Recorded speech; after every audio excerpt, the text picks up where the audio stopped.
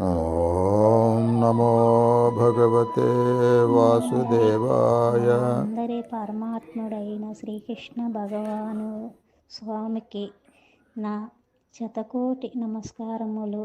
ఆ తండ్రికి చాలా చాలా నమస్కారములు శ్రీకృష్ణ భగవాన్కి. అలాగే మన గురువు గారైన పనేంద్ర గురువు గారికి నా ఆత్మ నమస్కారములండి. అలాగే మన గ్రూప్ సభ్యులందరికీ నమస్కారములండి.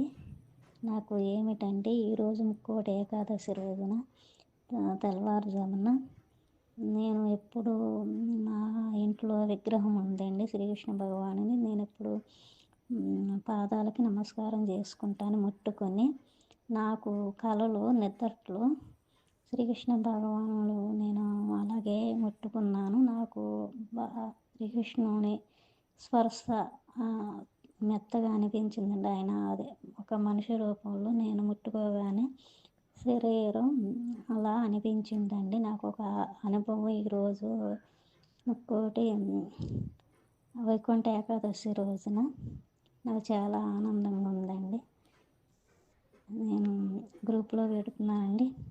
మీకు కూడా ఇలాగే ఆ భగవానుని అనుగ్రహం ఇలాగా మీకు ఎన్నో అనుభవాలకు కూడా రావాలని మనస్ఫూర్తిగా కోరుకుంటున్నానండి. థ్యాంక్ యూ అండి. Thank you.